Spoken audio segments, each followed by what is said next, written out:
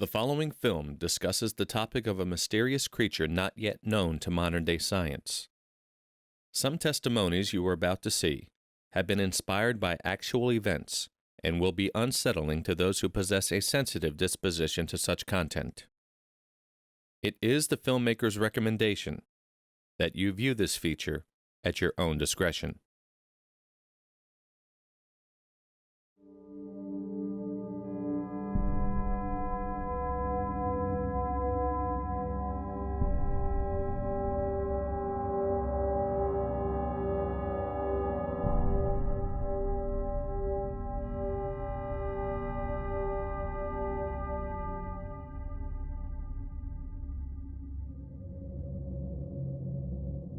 Mother Elite had 12 children, and she said if she were to have a 13th, may it be a devil.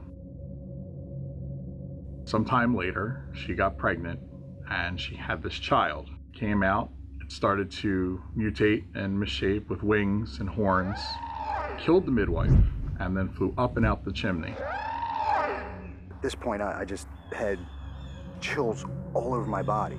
A sharp cry, that's all I can explain. It's sort of like metal scraping against metal.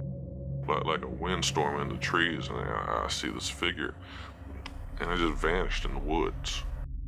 Up at the treetops, there was this thing looking down right back at me with its red eyes.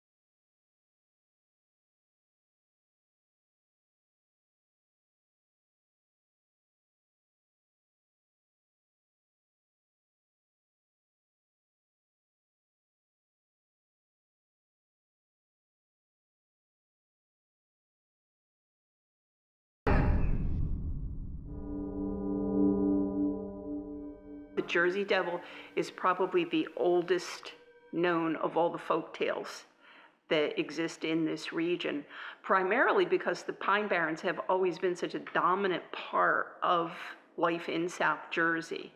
The trees sort of shaped our culture, both economically and socially, as to who we are and where the towns were established.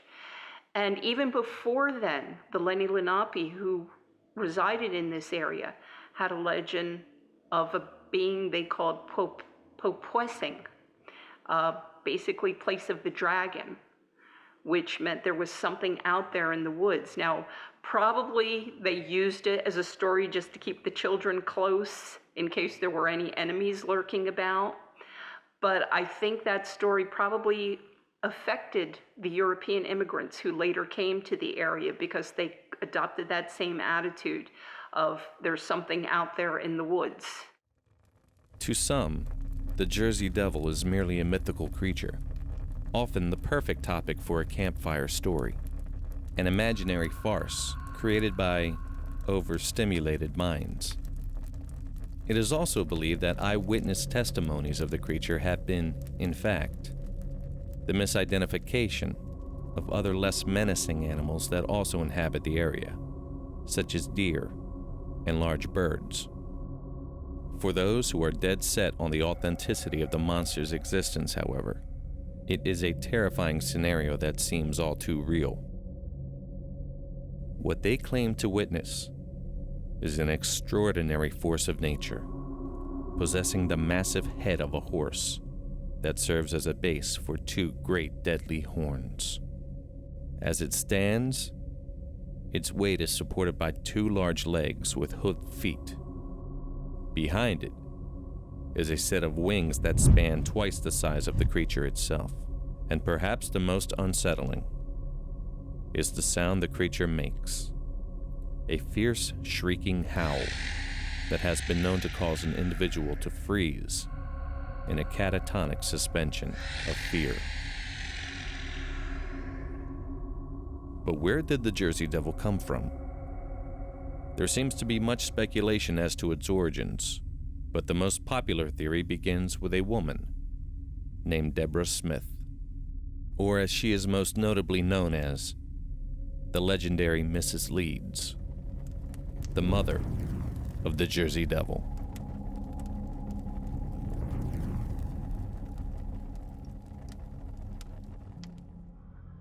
The story of the Jersey Devil has been through a lot of changes and evolution over the years. Most people believe that it is probably a creature that was born at Leeds Point, which is just east of Galloway Township out in Atlantic County. It was either a family named Leeds or a family named Shords, where Mrs. Leeds or Mrs. Shords, I'll say Mrs. Leeds simply because that's the most accepted version, was having her 13th child. And the night the child was born, a storm blew up and she just cursed, "Oh, if it's born, let it be a devil," simply because after 12 kids, the poor soul was probably exhausted. And when the child was born, it supposedly changed immediately into a creature that had wings and cloven hooves and horns and flew out the window of the house. The prevalent story is that Mother Leeds had 12 children, and she said if she were to have a 13th, may it be a devil. I condemn this child with all I have in me.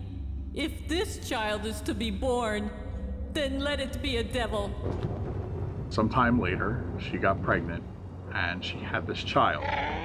It came out, it started to mutate and misshape with wings and horns. Killed the midwife, and then flew up and out the chimney. My baby. Now, there is evidence that there was a Shords family that lived directly across from where the Leeds family lives, so it's also attributed there. But as I said, the Leeds name is the one that's most commonly associated with the legend. But that dates back to the days prior even to the Revolutionary War. And after that, the Jersey Devil would periodically appear throughout the region, usually when there was times of stress or economic turmoil. And it's been seen everywhere from Philadelphia and Camden on down through Greenwich here in Cumberland County. And there's even been some alleged reports of being out west, but I don't know how much faith I actually place in those. So, from that moment, reports of a winged human-like monster begin coming in from all parts of New Jersey. However, most sightings are concentrated in a specific area, not too far from the Leeds family home. It isn't long before the creature is seen by credible individuals. One such eyewitness was Joseph Bonaparte, the one-time former king of Spain and the brother of Napoleon. a lot of the ones that you hear are the Jersey Devil flying over farmhouses and scaring the residents. But this one is a little different, which was why it always piqued my curiosity.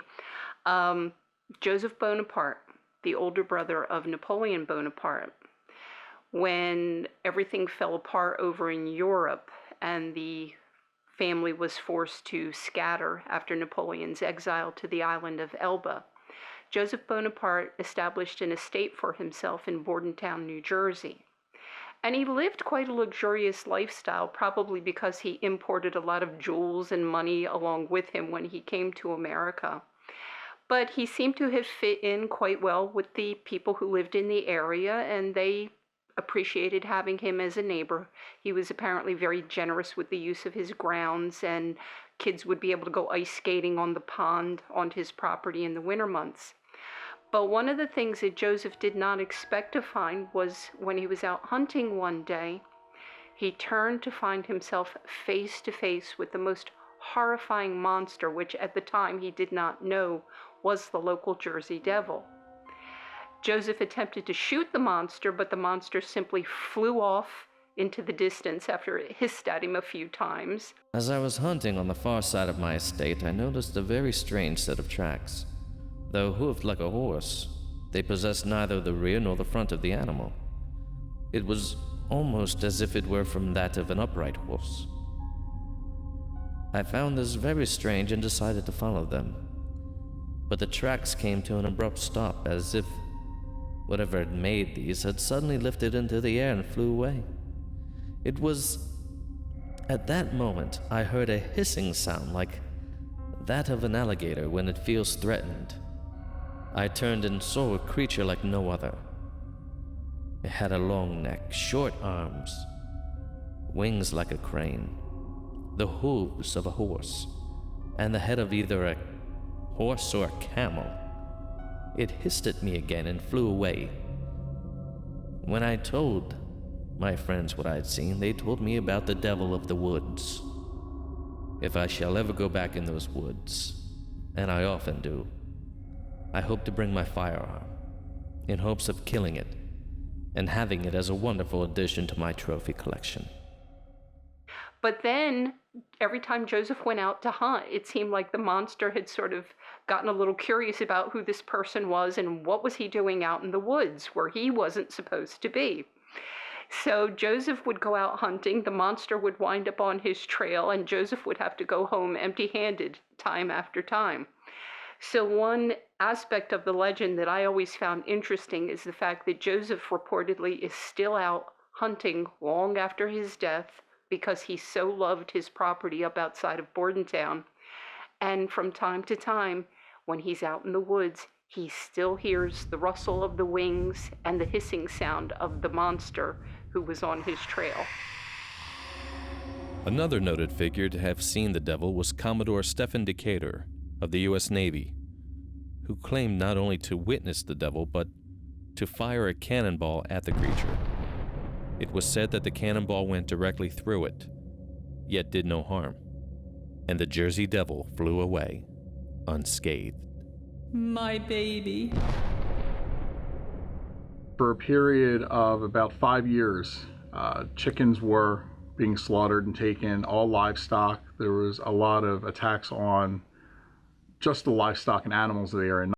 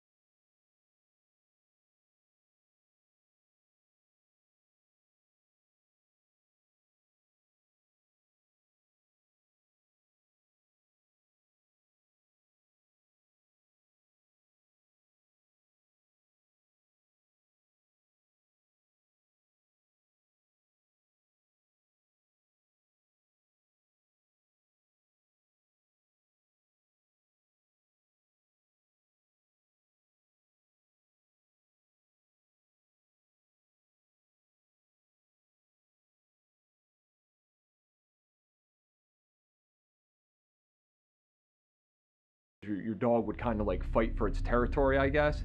You know, this thing shows up. I would definitely want to try and get this thing out of my territory, but dogs weren't winning this fight. I mean, this thing was like 200 years old. Obviously, it's got an edge. In the area of Landisville, Minatola, which is where my families are originally from, my father used to tell me a story of one of his older brothers who back in the 1930s would run moonshine in and out of the Pine Barrens because he never liked to really work too hard. So that was always a fun occupation for him.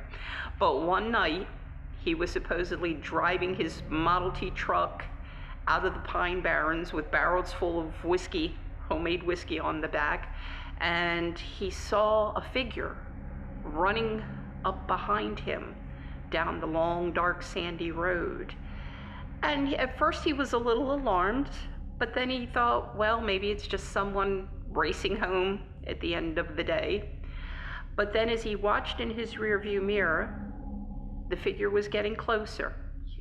Of course, in those days, automobiles didn't travel very fast. He watched as it got closer, and it had sort of a long, dark shape blowing out behind it. And before too much longer, the figure drew even with his truck, gave him sort of a wicked grin, ran past him in front of the truck, spread out its arms, which turned into wings, and flew away over the treetops. But then my dad always ended the story by saying, but then your uncle did like to sample the product from time to time. And did your uncle ever talk about it? My uncle would never talk about it. My uncle was not a social person. He sort of kept himself to himself. But other family members on my mother's side of the family also related stories of having had close encounters. Because in those days, when they were growing up, the farms were pretty well spread out. It really wasn't an overpopulated area where they were at. And one of my uncles said that he had seen something that he thought may have been the Jersey Devil. But he was always a very practical person, and he said he knew that there had been a family in the neighborhood who had had a deformed child that they sort of kept sheltered in the house, and the child would only get out at night. And that was another long-standing reason for the existence of even the early stories, that Mrs. Leeds' child had in fact been born deformed. And that's why people called it a devil, the child of Satan. Do you believe it's a demon, it's a living creature, it's a conjured spirit? Because there is a lot of rumors of satanic rituals in the Pine Barrens and stuff. Do you think this is... I would put my money on some sort of conjured spirit. It borrows form from the surrounding area. That's why it has like the horse or deer-like head, the antlers, the serpentine body. We have lizards out here if you look hard enough. You know, the hooves, I mean, they brought horses over with them. I'm pretty sure that there was, you know, much like Chikati, they probably had a couple of ponies or random wild goats, something to that effect. I'm pretty sure it borrows from the wilderness around it in some sort of aspect. I mean, someone had mentioned that it was also like part of the Native American culture as well, that they've seen it, heard of it, or at least knew that it was in there somewhere, whether they did anything with it, about it, or for it. So, I mean, it could have been something that was brought on to protect the land, or it could be just something older than the rest of that, and it's just using whatever form it has to show its presence and what it wants and what it doesn't want. If all of the background stories of it being born to a family and having some sort of like part of the family cycle, some of the stories have it showing up on a daily basis to the Leeds residents, or what was supposed to be the Leeds residents, and it had like a particular spot on the fence it would sit, and then the family would actually take care of it, sort of in kind of like a distanced way, but it would show up, and then once the family had passed or stopped showing it any kind of kindness, it went off on its own. But it doesn't look like it's something that obviously has a direction other than what it wants to do. I have a sister who married a descendant from the Leeds, which is my brother-in-law. And It's on his aunt's side, and her last name is Leeds. Do they have they told you any stories, or what do they know as far as the? They don't really talk about it. It's like anything else. They're only stories, and when they say their last name, a lot of people they kind of get jittery or automatically want to ask them questions about their last name and if they are related. And have they told anything to you personally, or have you?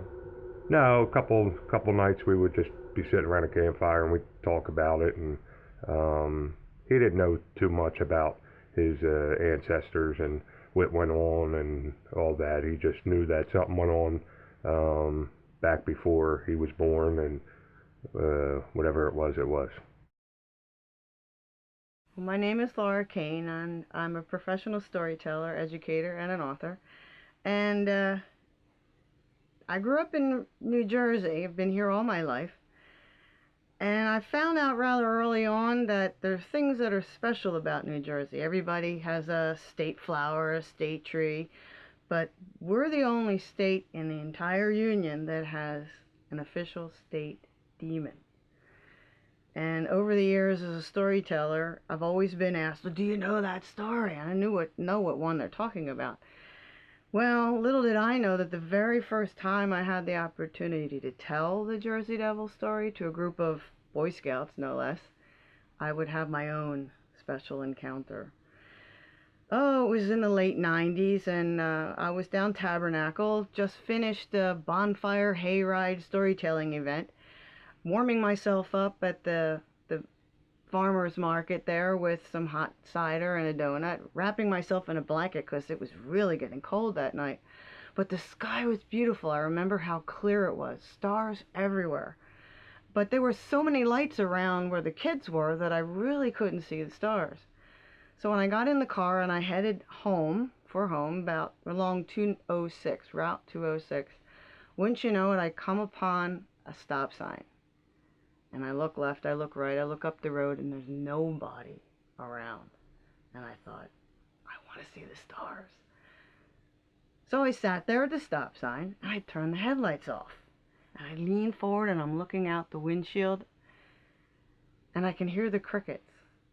And even though it was cold and I had just warmed up again, I thought, I'll roll the window down. So I roll my window down, and the crickets are singing, and I can smell the pines, and I'm peeking up, looking at the stars, and I could see the Milky Way straight across the top between the trees. And it was a rather magical, quiet, silent moment until I heard a strange sound in the woods.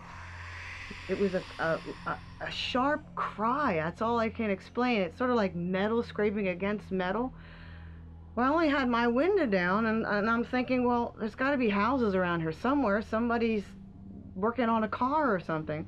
So I look in through the trees, and I don't see any lights. No house lights. Of course, there's no street lights on 206. It was dark, which was why I wanted to look out the window. I'm looking up to the stars through the windshield, and then I hear this sound, and it was a weird metal sound, scraping against metal, and I'm thinking, well, maybe there's joyriders out in the woods. When I was a kid, my Uncle Bill took us out into the woods during the day, mind you, and old beat-up station wagon, and it didn't even have rear-view windows or mirrors on the outside because he'd scraped them off. And he would barrel through the forest and rub up against the trees on purpose just to hear us girly girls scream. Well, that was the sound I was hearing, this metal sound. So I'm thinking maybe there's teenagers out there in the woods. There are no lights on either side of the road, no sign of houses, no driveways, there's no street lights on 206, so it was really dark. And I had the window down, so I'm listening. I can't tell exactly where the sound's coming from. So I figured, well, whatever it is, I'll roll the other window down. Maybe I can get a better feel for where the sound's coming from. I leaned over, I roll my passenger side window down, and I'm listening. And at that point, there's no sound out there in the woods. No engine noises. I don't see any headlights driving through the pines. They get into the sugar sand back there, and you don't see them. You just sort of hear them, and you can't tell exactly where the noise is coming from. So I'm listening, and I realized even the crickets had stopped singing. Then I heard that sound again, that screeching, squealing sound. But this time it sounded closer. And the hair on the back of my head stuck up, just like it's sticking up right now.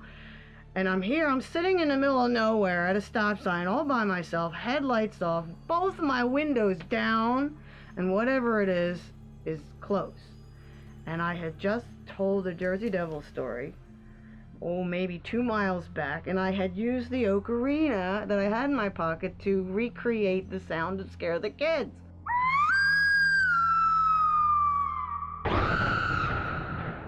Now I'm hearing the sound in the woods.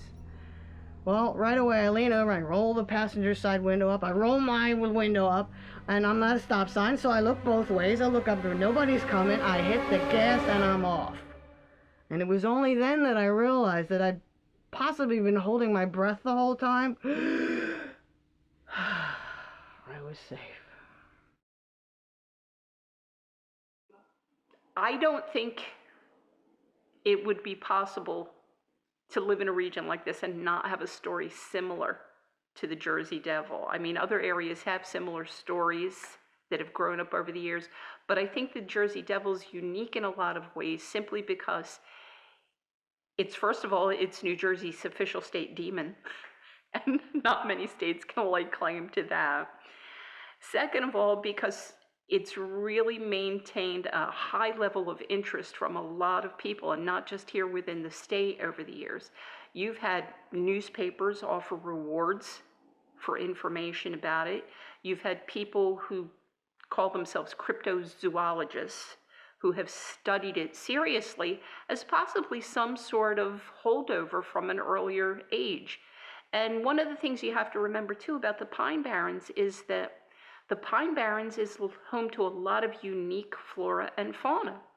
And I don't think anybody's really ever explored it at length. So who knows what's really lurking in those trees. It seems to operate on like the fringes of the Barrens itself. There are stories of inside the Barrens, but it seems to operate more on the outside fringes as if it was patrolling a territory. Even out in Elmer, I mean, once you get in like rural, he picks up more momentum because, I mean, I guess there's just, you go out and you tend your farm fields day in and day out. You have them memorized by the back of your hand. And then you show up and there's like a scorch mark, or there's, an animal that's been eaten, and it's like, it wasn't there yesterday, now I just have bones and fur. What the heck happened? You got to question. And it's not like something goes out, picks this thing up, moves it like 200 feet into your field, eats it, and then leaves. And then vultures, I mean, the progression of nature, if something falls over, something gets to it eventually, but it's not like you've been passing it for days knowing it's there, it just shows up.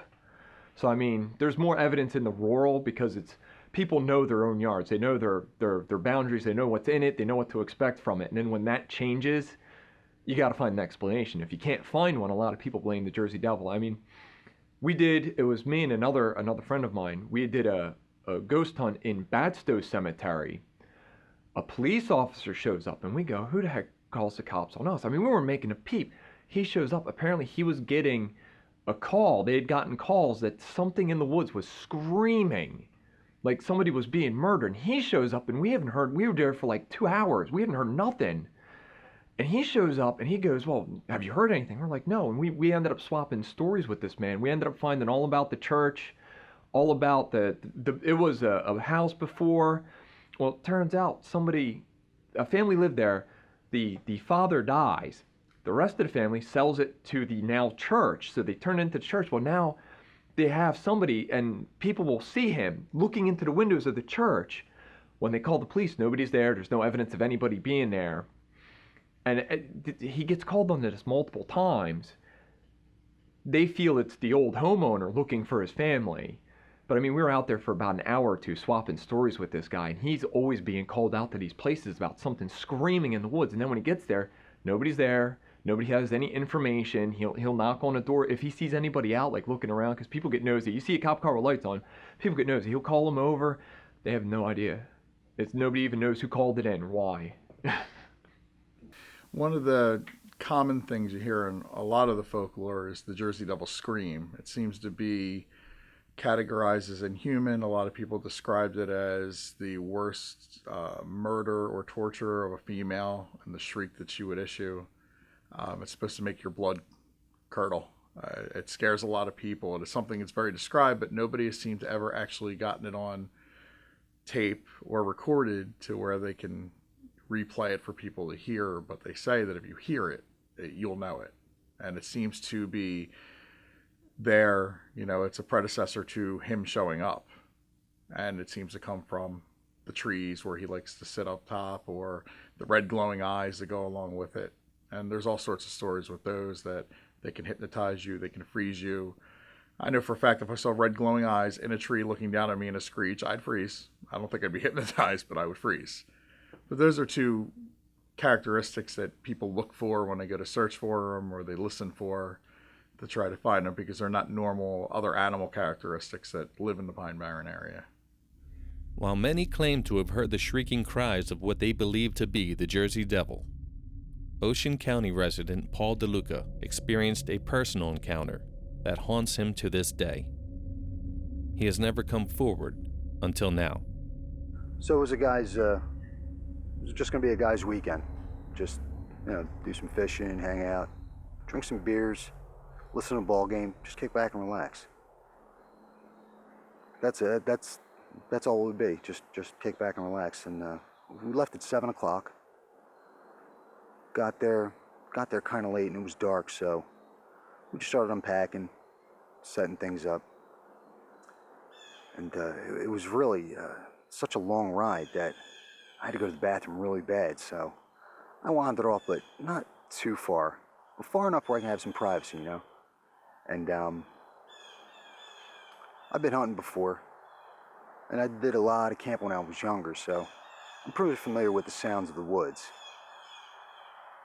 So when I get done, I start heading back, and thought I heard my name being called, but it didn't sound like any of the guys. So I stopped dead in my tracks, and I turned around, and there's nothing there, nobody there.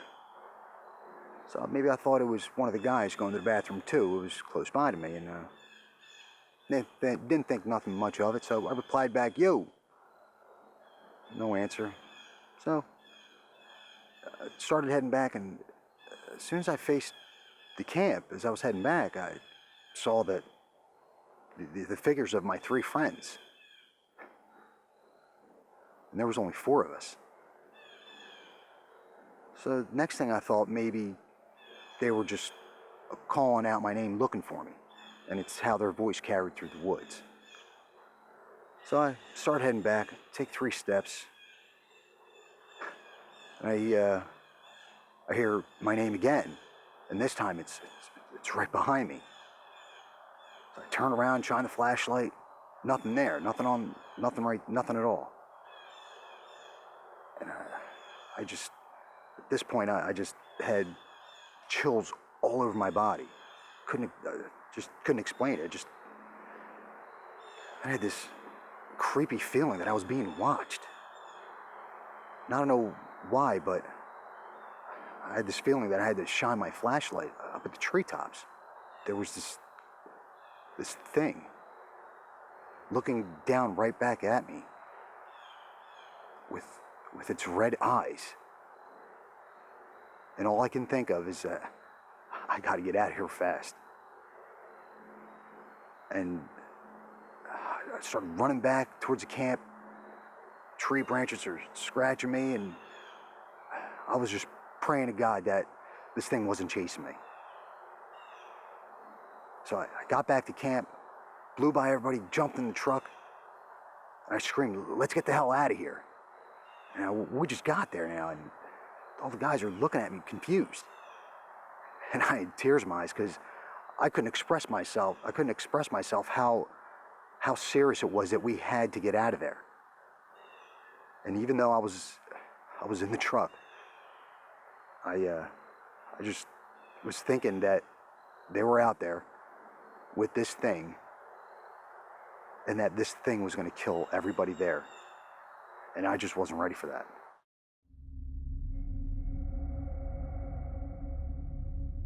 When the interview was concluded, cameras continued to roll. The crew began to notice Paul's reaction, growing more and more unsettled the longer they stayed in the woods. Is that where you got the scar? Yeah, running away from this thing, whatever it was. It's kind of like you have a momentum of that night. As much as you want to forget it, you still have that. It's, I'll never forget it. You're right. I'll never forget it. Every time I look at the morning, when I wash my face, brush my teeth, I'd get these chills all over my body. I'd see those red eyes. Was it like wrapped around a tree, or how was it? More like a hunched over, kind of like a perched type. It was dark, so I really couldn't, I had the flashlight and there was no other light there, and I just, like it was kind of like perched, so I'm not sure what it was. What color? When you shine the light on? That part was dark. That part was dark. All I could how could I explain it? Like, just captured by his eyes, because they were so red, so deep red, just looking at me. Now, a lot of witnesses say that the red, it just has natural glowing reds, but could have been just from the light going into the retina. No. Cat's eyes. They were big, and it was like a blood bright red. It was, I'll never forget it. I could tell the difference. Like I said, I've done a lot of camping, a lot of hunting, and I've never, ever seen anything like that. Never. What effect did this have on your marriage? I talked to nobody. My wife left me. She probably thinks I'm nuts, but I just isolated myself from everybody, and I tried to explain to her, you have to believe me. Now, are you more? Does she think you're more nuts, or could your marriage been dissolved? Not so much of what you saw, but how you've reacted since, how you've acted since, through your isolation. It's probably because of my isolation, because if it's dark, I stay in the house. I can't get outside the house. I'm scared, petrified. You go out at all anymore? To do whatever work that I could do during the day. And that's it. Okay. Now after all these years, why do you finally want to tell your story? Is it a closure, or? You could say I want to know what it was. It's kind of like a closure, but I want to know. I know what I experienced. No one else can tell me different, because everyone's doubting me. It wasn't a UFO. There was something there. I can't explain it.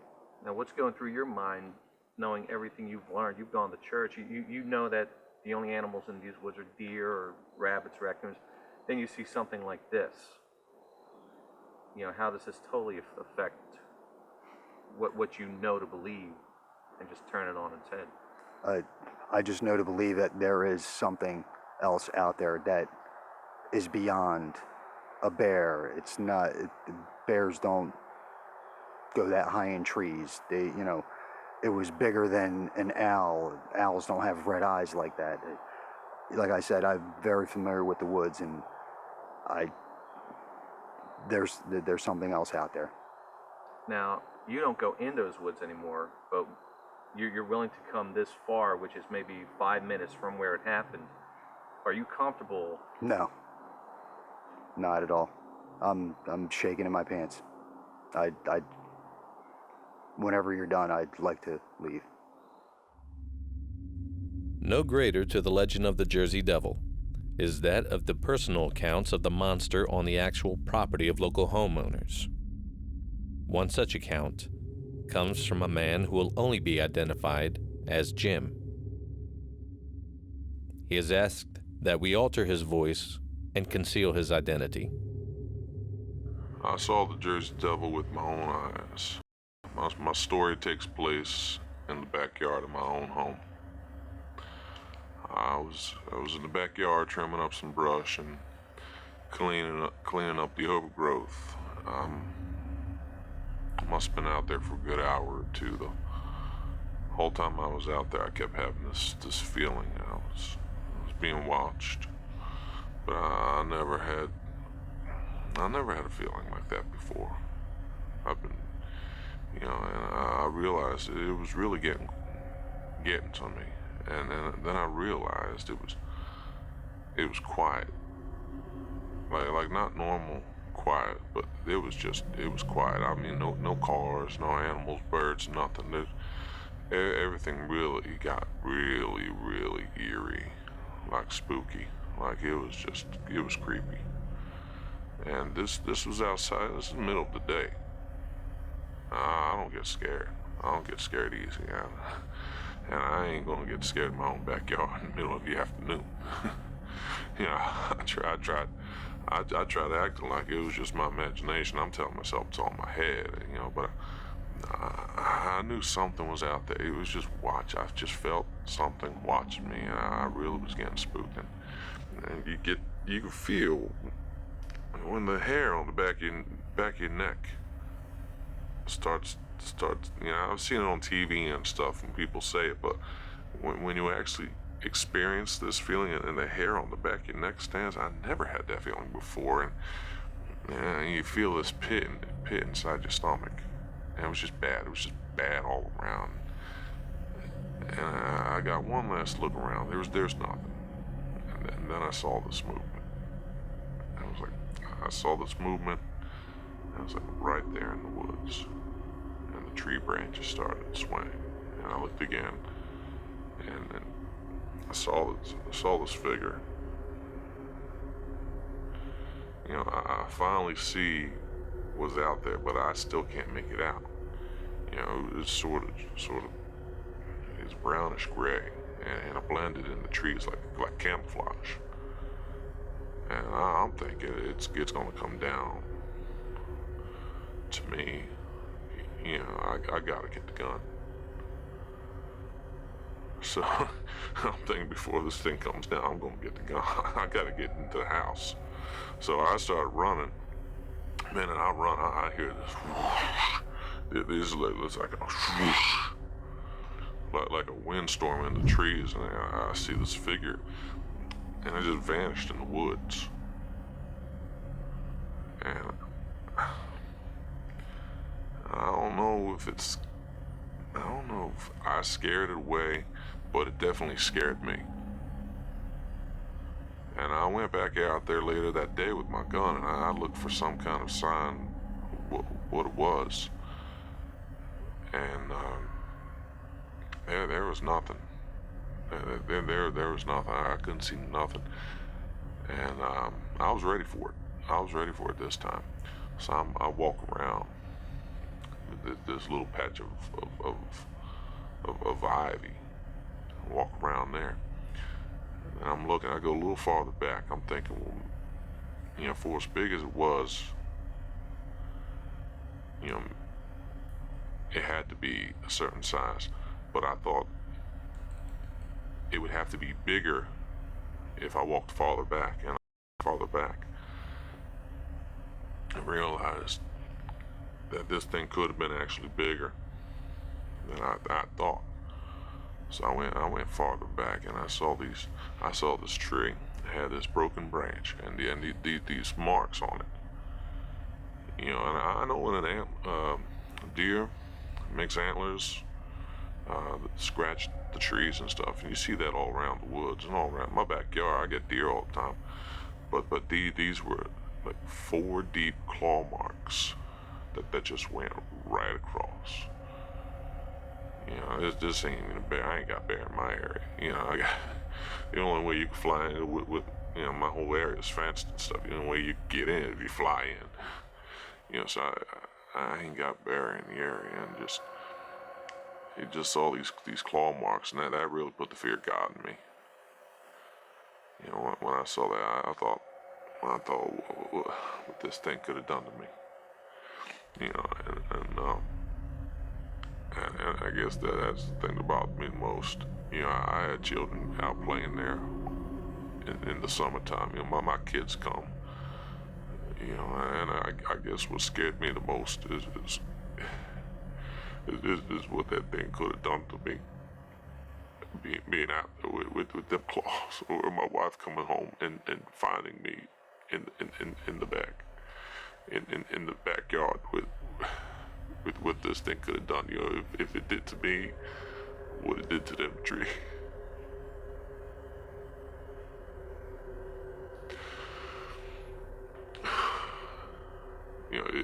If it did to me what it did to those trees, that was a lucky day for me. It was a lucky day for me. And I don't even want to think about it. Oh, from a personal standpoint, I always like to be open-minded about these things. It's when I've done book signings for my books, a lot of which related to the supernatural, I'd have people come up to me and be embarrassed to tell me their own personal experiences, but I would encourage them to, simply because I don't know all the answers and I don't expect to in this lifetime. So I find myself being perfectly comfortable feeling there's a lot of things in this world that I don't understand and probably never will. And if somebody tells me this is their experience, well then, that's their experience, because perception is everything. So. Is he out there? Probably. I haven't seen any evidence to prove that he's not. And I've found some weird things out there. Nothing like substantially weird, but stuff that I look at it and I go, that's probably, that could be it.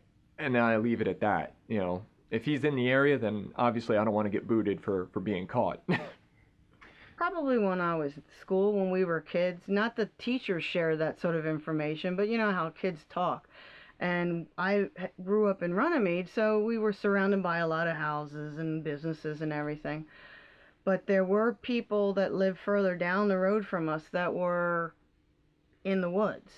And there was a water processing plant back there. So there was swampland and everything. And I remember a friend of mine saying that you go down there at night, sit out in the backyard, and because they were so close to the swampy area of Timber Creek, you could hear some really strange, weird noises back there. And then somebody started mentioning, well, the Jersey Devil lives here. And I'm thinking, what? I really wasn't a storyteller back then, so I just sort of half paid attention to it, figuring it was just another story like haunted houses and ghosts and things. And so that was about the first time I remember. Probably middle school, I guess. Well, there's a place off Route 72 down there. They call it the Chatsworth Pit. And it used to be a place where everybody would go bring their dirt bikes and four-wheel trucks. And they also used to hold devil worshiping down there. Also, they used to have clan meetings down there. And we did come across one. And as soon as we seen, what they were doing, we took the trail out. We didn't want to get involved or have them see us. And there's a lot of things you can do out there without people knowing that you're doing them. You would have to experience it for yourself. There's something definitely out there. Anything's possible. And it's one of those places you would just have to go out and see for yourself. You'll hear things that you normally don't hear, whether it's bobcat, wolves, coyote, screams that you don't know where they come from or what they are, or what you're going to run into. It's an unsettling place sometimes at night. Early on, they said, we don't just have the Jersey Devil. There's plenty of places with ghosts and things. And they said, do you know the legend of the Lenape? And I, what legend? She says, if you desecrate the Pine Barrens, the Lenape used to live here. And if you throw litter out your window or something, you're going to end up on the side of the road with flat tires. Oh, how's that happen? She says, well, it's happened. I've heard it happen. And you just pull over and you think, now I got a flat tire. I'm in the middle of nowhere. And people get out and they go back to the flat tire and they find an arrowhead stuck in the tire. Well, that was rather unusual, and that's been in my head ever since. Not something you can forget. Luckily, I've never had to find an arrowhead in one of my flat tires. But, of course, I don't throw litter out the window either. So there's a good lesson for you. Don't throw litter into Pine Barrens. or you might end up with an arrowhead in your flat tire. The woods are creepy enough. I go out there by myself every now and again. I do the geocaching. I do just to get away from people. I'm not a big people person. I'm very antisocial. So when I need to get away and kind of get quiet, and that way I can de-stress, I go out there and I just take like a quick walk through the woods and just listen to nature, and then I walk back and I feel so much better. But in those little walks I've had, you know what I mean? You see like a weird track you can't explain. You see something real strange, and you kind of go, well, that doesn't look like nature or wind, or, you know, why would kids put this up in a tree? You know, one of those. What else do you think's out there in the Pine Barrens? Well, I know we're getting bear in the area, so I know we have something larger out there. So any kind of scratch marks larger will now. Well, we got bear, so that could attest for that. But I mean, we didn't have bear many years ago, or at least a heavy population. So you walk through the woods and you see scratch marks up high. You kind of go, well, bobcats are only so big, and deer make a rubbing. They try and get to the heart of the wood on that thing, and then this is real weird, like something had marked it and it moved on, that kind of stuff. And you personally have ever had an experience with what could have been a Jersey Devil? No. And then I'm gonna be completely honest. If I had, I'd have lost all sense. I'd have froze. I'd have fainted. I don't know what I'd have tell you. Helping my buddy. He had borrowed a patrol car, and he'd gone up north to take a test. On the way back, we cut through from Tuckerton to Atzian. We cut through not the woods itself, but through the past Batstow, and he was turning on the side spotlights, and he looks at me and he goes, man, what would you do if the Jersey Devil, I turn on that spotlight and the Jersey Devil's right there, running alongside the car? I said, dude, I would freak out. I said, you couldn't drive this car fast enough. I would get out and I would run faster than this friggin' car if he was right there next to us, because there's no way you can make this thing move fast enough to get me away from that thing. There's a book that has like short stories written about the Jersey Devil, and a couple of them have like fatal attacks, more or less. The person goes missing, and then at the end of the story, you never find out if they're alive or they're just, you know, like somebody hears something on the roof, and well, first thing I would do is open the window and lean out, and then the thing grabs them and pulls them away, and then they're gone. Stuff like that. I mean, I haven't heard anything where somebody disappears completely. It's like, oh, I'm going on a hunt for the Jersey Devil, and then they never come back, and then nobody ever finds them. You know, I'm pretty sure the police would be out there. We would have something more substantial. It's one of those places where you can stop anywhere along the highway, get out of your car, take a couple feet in, and hear nothing but birds. No cars, no noise, and just be with nature. And there's a ton of places down there, hidden lakes and hidden ruins, and if you want to go hiking, it's just one of those places to get away from the city. It sounds very odd, especially for somebody from paranormal group. I would say it's magical. That you get away from everything. It's its own little world. You know, the water is cedar water, and it's tinged with the color, but it's, you know, you can still go out and wash your wounds with it. It actually cleans them. It's like an astringent. There's so many things there. There's a reason why, in a time way before ours, why the first settlers and why the Native Americans lived there. There's so much there for us that we could live off of. There's so much there, that nature and flora and fauna, where it's just gorgeous. That's where I go to get away. That's how I unplug. I go out there and I get in the tent and I stay there for days and I enjoy it, because there's so much to view and to smell and to feel, and it's new every time. Having grown up in Vineland and lived and worked for most of my life in South Jersey, one of my greatest fears is to see us lose the unique lifestyle that we have down here. Because to me, we're one of the last strongholds of individual communities who are proud to be individual communities. We don't want to be homogenized and look like North Jersey or any big cities in any other states. We like the lifestyle that we have here. We like our open spaces. I personally know there's nothing I love more than to be able to look over every horizon and see trees lining the distance. And I would hate to think that the day might come when we would lose that simply because somebody decides it's time to start tearing down the trees and building more high-rises. So I hope when that day comes, I'm haunting this place along with Frank Andrews and don't have to be protesting on the front lines. I hope it doesn't happen in my lifetime, so. It's the last little piece of oasis in a very, very overpopulated state. And if you live in North Jersey, they think, you know, we're all farmers and we all live we're all pineys and we have a certain way of saying things. I could say my mother-in-law, she's a little bit piney because she does say things a little different than most of us. But to me, the Pine Barrens is a very unique ecosystem, and we need to respect it and try and keep it as pristine as we can, because it's something that was here before we got here, and if anything, we should leave it here when we leave.